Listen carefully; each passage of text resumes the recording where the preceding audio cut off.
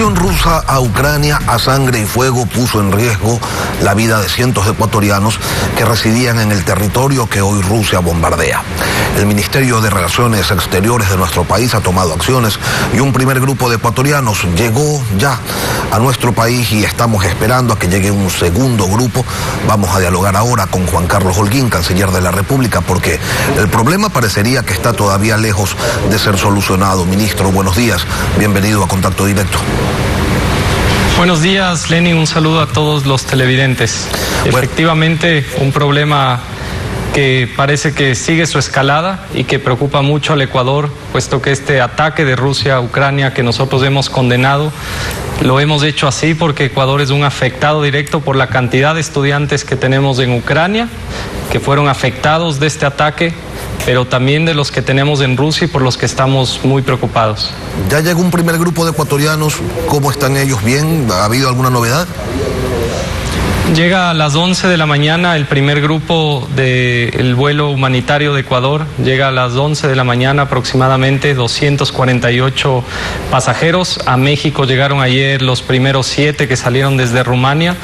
Y hoy a la noche, a las 11 de la noche, hora de Varsovia, sale nuestro segundo vuelo humanitario. Esperamos también con 250 ecuatorianos para tener este fin de semana ya más de 500 acá.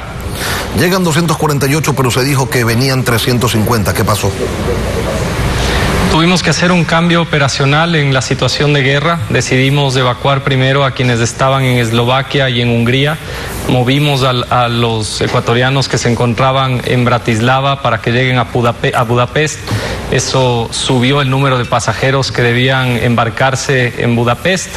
Y de esa manera sí, tuvimos en Polonia que hacer cambios en las listas y tomamos la decisión de que el avión despegue por la situación de conflicto, una decisión que la tomé yo personalmente en la sala de guerra y teniendo en cuenta que hoy teníamos un segundo vuelo humanitario. Ha habido mucha desinformación, canciller, con este tema del retorno de los ecuatorianos, aun cuando desde mediados de febrero la Cancillería empezó a establecer contacto con ellos. Hay quejas varias que refieren a una falta de atención oportuna. ¿Cuáles han sido las acciones que se han tomado en esta parte del mundo para asistir a los compatriotas que se encontraban en territorio ucraniano? Y se lo pregunto así de esta forma amplia, ministro, porque no tenemos embajada en Ucrania y eso complicó bastante las cosas. Así es, Lenin, y usted en la entrevista anterior con el embajador Fitzpatrick han podido determinar precisamente con claridad lo que es una situación de guerra fruto de este ataque de Rusia a Ucrania.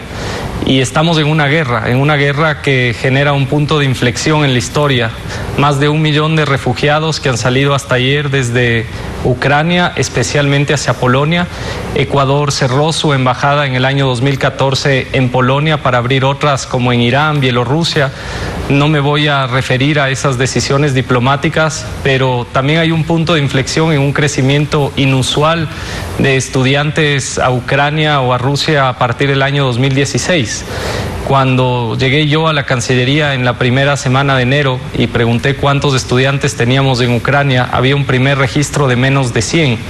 A la semana, cuando pedí hacer un censo de manera formal desde nuestra embajada concurrente en Austria, teníamos ya 400. Al día de hoy, Lenin, son más de 800 y hemos emitido más de 200 pasaportes emergentes, para que usted comprenda que inclusive muchos de ellos estaban en una situación de indocumentados.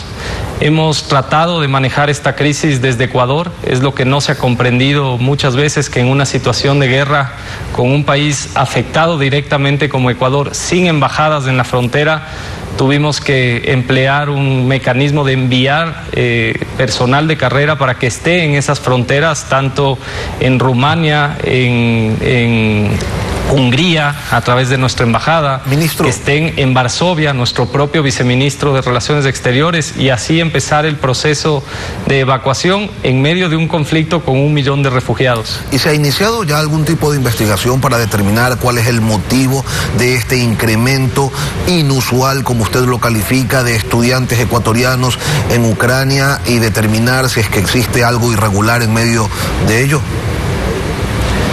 Desconozco. Nuestra misión en este momento es traer a los ecuatorianos con vida y todos los esfuerzos que estamos realizando están enmarcados a que los estudiantes vuelvan. Hemos hecho un pedido a sus familias de que convenzan a ellos de volver. Hemos hecho un pedido a que los estudiantes no se dejen manipular por ciertos intermediarios que les dicen ahora que algunas universidades abrirían sus operaciones en Polonia o en Turquía, o que si toman un avión humanitario no podrán regresar hacia allá. Por lo tanto, el mensaje es claro: salgan de la guerra, y una guerra que nuevamente nos preocupa más por lo que ayer hizo Rusia en el ataque a una planta nuclear.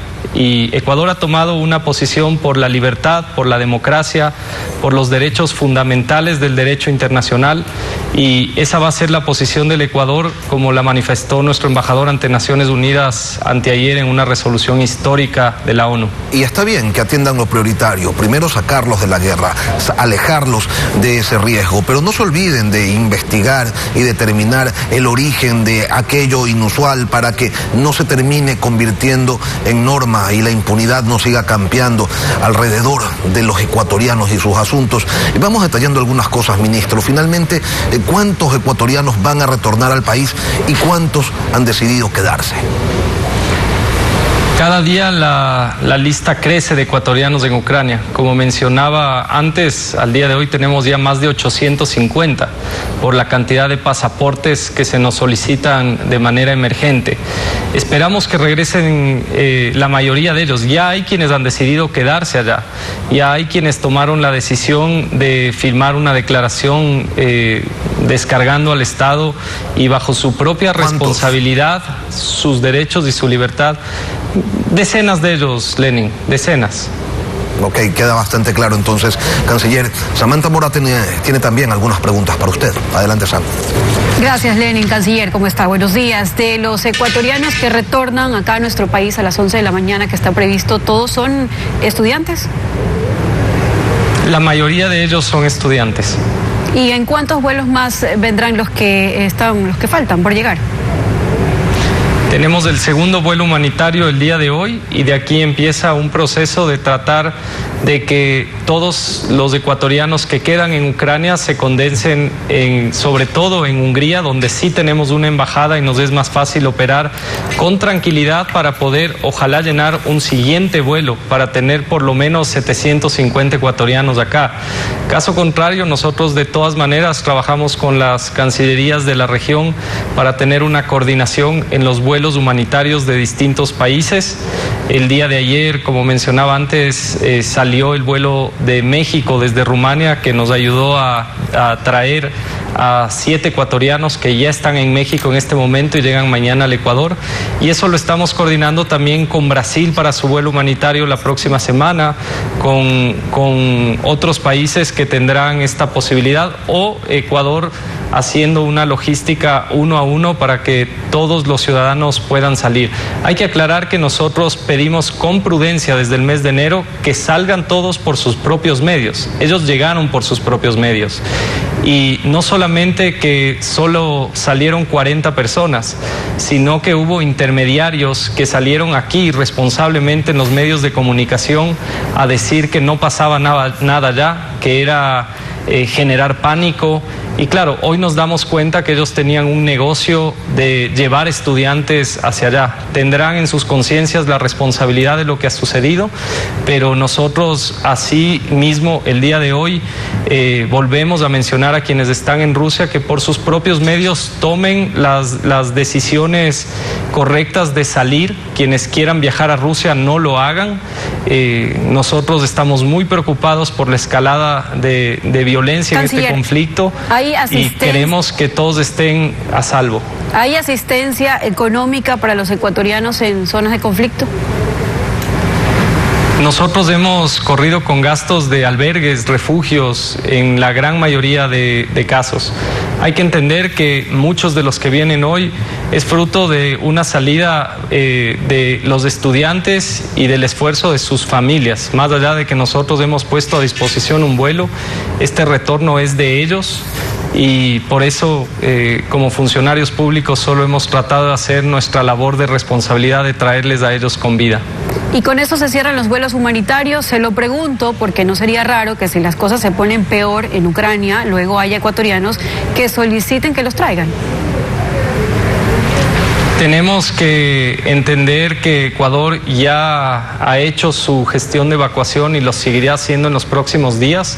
Volvemos a hacer el llamado para que salgan de la zona de conflicto inmediatamente, y quienes han decidido quedarse lo harán bajo su propia responsabilidad, tomando las decisiones como adultos que son. Nosotros no somos un gobierno que es como un padre castigador. Les pedimos que vuelvan, y que vuelvan con los medios que el Estado les ha proporcionado para que vengan con seguridad a sus familias. Gracias, canciller. Lenin, tú continúas. Ministro, usted hacía referencia hace un momento de la desinformación que se generó entre los estudiantes. ¿Hubo grupos políticos detrás de estas acciones? Por supuesto, hemos visto agrupaciones políticas o activistas políticos que lamentablemente politizaron esto. Yo me he referido a varios mensajes, audios que desinformaban en los chats de padres que querían crear un caos coincidentemente con los movimientos políticos que existían acá en el Ecuador, pero eso es lo de menos. También hubo personas como la prefecta Paola Pavón, por ejemplo, que lo digo públicamente, que nos ayudó con listados de 21 padres de familia, chicos que no estaban en nuestros registros y que pudimos salvar la vida. Cuando se despolitiza con responsabilidad una tragedia y especialmente una guerra, los países como Estado podemos tomar las mejores decisiones por nuestros ciudadanos. Ministro, un dato que podría parecer poco importante frente a la vida humana, pero que no lo es para sus propietarios, es el tema de las mascotas. Al final, ¿cuántos animales se van a traer desde Ucrania? Es un tema complejo, Lenin, porque en el primer registro teníamos 7 animales, hoy tenemos 102. Y es muy complejo en medio de una guerra el que podamos hacer procesos de evacuación con este monto inusual de mascotas. Ahora estamos trabajando con el PAE, que es parte de la sala de crisis de emergencia, para que tomemos las mejores decisiones. Estamos esperando que viajen todos con sus mascotas. En la primera aeronave no había cómo hacerlo por las regulaciones IATA, puesto que la aeronave que habíamos contratado con días de anticipación no tenía el sistema de climatización en bodega. Y lo que sí, mire, tengo que contar públicamente la anécdota. Entrando a esta entrevista, una chica me insultaba, estudiante, diciendo que no se le permite traer unas chinchillas. Son animales exóticos cuya importación está prohibida por el Ecuador. Entonces, parece una anécdota, pero yo quiero volver a insistir, como vimos las imágenes de la entrevista que me precedió, hay una guerra muy grande. Regresen con sus familias en seguridad. Canciller, ¿ha mantenido usted reuniones ya, entiendo, con el ministro de Comercio Exterior para abordar el tema de la afectación económica? Ayer el embajador ruso recordaba en este espacio que luego de Brasil está Ecuador como socio comercial en la región. Nosotros enviamos hacia allá camarón, banano, flores. ¿Y qué va a pasar con los exportadores, con las exportaciones, con esos ingresos para el país? Brevemente, por favor. Mantenemos permanente contacto y coordinación con el ministro Julio José Prado, quien desde el mes de enero se encuentra analizando precisamente la situación geopolítica, y Ecuador nunca pondrá los intereses comerciales frente a los principios. Por lo tanto, hemos tomado las decisiones correctas para que con Estados Unidos, con la Unión Europea, podamos conversar en conjunto sobre esta situación que afecta a Ecuador. Juan Carlos Holguín, canciller de la República, gracias por acompañarnos esta mañana aquí en Contacto Directo.